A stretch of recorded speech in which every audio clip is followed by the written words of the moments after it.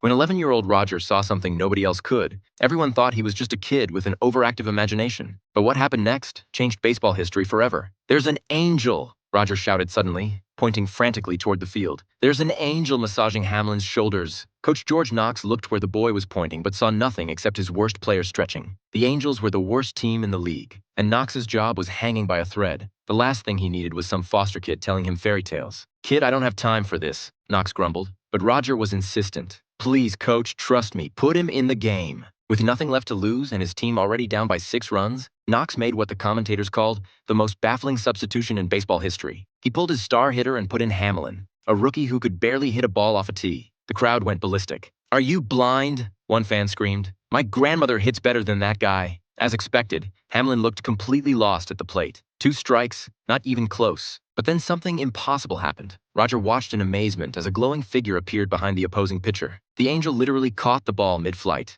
slowing it to a crawl before releasing it toward Hamlin. The rookie connected with a powerful swing, sending the ball dancing across the field as if guided by invisible hands. The opposing players stumbled and fell trying to catch it, while Hamlin, who had never hit a home run in his life, rounded the bases to score. The crowd fell silent, then erupted. "Did you see that?" Roger tugged desperately at Knox's sleeve. "Put in Mel. There's an angel behind him too." Mel was a pitcher with a partially disabled arm who hadn't played all season. Knox, now a believer, made the substitution. Sure enough, as soon as Mel took the mound, his pitches became unhittable blazing fastballs that defied physics. The opposing batters couldn't even see them coming. With angelic intervention, the Angels transformed overnight from laughingstocks to contenders. A 300-pound player suddenly moved like a gazelle. Outfielders made impossible catches. The team that hadn't won a game all season was suddenly unstoppable. There was just one problem. Roger had made a wish that the Angels would win the championship, but only if his father came back for him. His foster parents were wonderful, but his dad had promised they'd be a family again when the Angels won the pennant. "It'll happen when they see angels in the outfield," his dad had joked. As the championship game approached,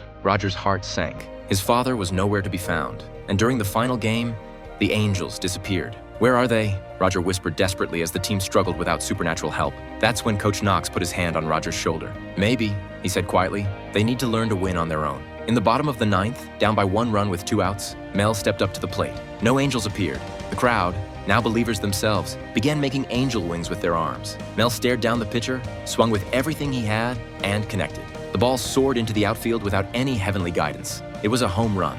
The Angels had won the championship on their own. Roger never saw his father again. But as he stood on the field celebrating with his team, he realized something important. Sometimes family isn't who you're born to.